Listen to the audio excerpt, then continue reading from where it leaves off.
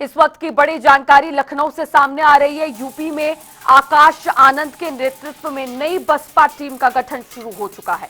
काम न करने वाले मंडल प्रभारियों को हटाकर नए चेहरों को जिम्मेदारी दी जाएगी। साल 2027 विधानसभा चुनाव को लेकर संगठन को मजबूत अब किया जा रहा है। हर मंडल में 3 से 4 नए प्रभारी नियुक्त किए जा रहे हैं। लखनऊ में घनश्याम चंद्र, शमसुद्दीन, मौजीलाल, गौतम को कमान सौंपी गई है। वाराणसी में दिनेश चंद्र, रामचंद्र गौतम, डॉक्टर विनोद को जिम्मेदारी मिली है। तो वहीं झांसी, चित्रकूट और प्रयागराज में भी नए मंडल प्रभारियों की नियुक्ति हुई है। 6 महीने में बेहतर प्रदर्शन न करने वालों को हटाने की चेतावनी भी दी गई है। तो ये इस वक्त की बड़ी जानकारी है राजधानी लखनऊ से जो सामने आ रही है। आपको बता दें कि बसपा सुप्रीमो मायावती ने हाल ही में अपने भतीजे आकाश आनंद को प्रमुख राष्ट्रीय कोऑर्डिनेटर बसपा का नियुक्त किया था। अब इसके बाद बहुजन समाज पार्टी को और भी ज्यादा मजबूती देने का काम आकाश आनंद के नेतृत्व में हो रहा है। आपको बता दें कि अब आकाश आनंद के नेतृत्व में बसपा की पूरी टीम में बड़े बदलाव देखने को मिलेंगे। जो मंडल प्रभारी काम नहीं करते हैं उनको हटाकर नए चेहरे और खास तौर पर युवा चेहरों को जिम्मेदारी अब उनकी जगह सौंपी जाएगी। अब जिन जिन नए मंडल प्रभारियों की नियुक्ति हुई है वो आपको बता रहे हैं। लखनऊ में घनश्याम चंद्र, शमसुद्दीन, मौजीलाल, गौतम को जिम्मेदारी दी गई है। वाराणसी में भी नए मंडल प्रभारियों की नियुक्ति हुई है। झांसी, चित्रकूट और प्रयागराज में भी नए चेहरों को मौका मिला है। और साथ ही आपको बता दें कि 6 महीने में बेहतर प्रदर्शन न करने वालों को चेतावनी भी दी है। ये जो नई नियुक्तियां हुई हैं उनको 6 महीने का समय दिया गया है। और लखनऊ से हमारे संवाददाता अनूप कुमार सिंह फोन लाइन पर जुड़ गए और भी ज्यादा अपडेट्स के साथ।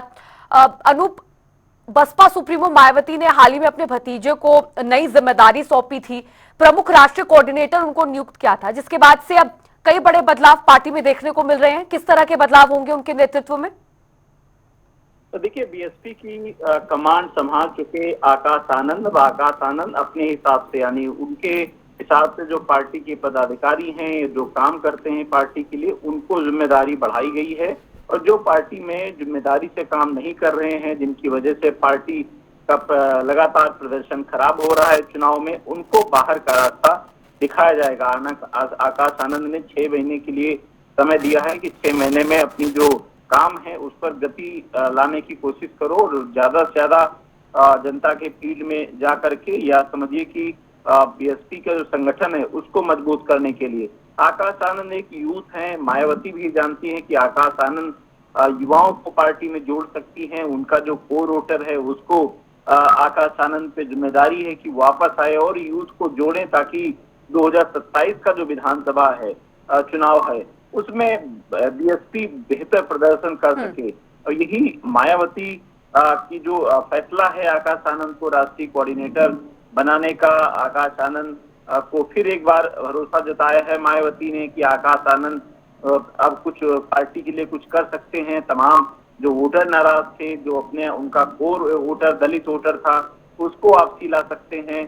पार्टी के लिए यूथ जोड़ सकते हैं, क्योंकि कहा भी जाता है यूथ जिस तरफ जुड़ जाता है पार्टी उसी तरफ बढ़ जाती है, सरकार उसकी आ जाती है। तो एक बार फिर से आकाश आनंद के सामने बड़ी चुनौतियां हैं। हालांकि पार्टी में तमाम परिवर्तन किए हैं, बूथ स्तर पर भी संगठन को मजबूत कर रहे हैं, मंडल स्तर, जोन स्तर पर भी आकाश आनंद कोशिश कर रहे हैं कि पार्टी को मजबूती मिले और 2027 का चुनाव में बीएसपी एक बार फिर से बेहतर प्रदर्शन करे और उत्तर प्रदेश में सरकार बनाए। ठीक है, चलिए, बहुत शुक्रिया अनूप कुमार सिंह जुड़ने के लिए और जानकारी हम तक पहुंचाने के लिए। तो लखनऊ से ये बड़ी खबर आपको बता रहे हैं, जहां पर अब आकाश आनंद के नेतृत्व में बसपा की पूरी टीम बदलने जा रही है। अपने हिसाब से आकाश आनंद अब जो है वो नए मंडल प्रभारियों की नियुक्ति कर रहे हैं। और जो नए मंडल प्रभारी अभी फिलहाल कई जिलों में नियुक्त किए गए हैं, उनको 6 महीने का यहाँ पर समय दिया गया है कि 6 महीने के अंदर अंदर उनको बेहतर प्रदर्शन करके दिखाना होगा।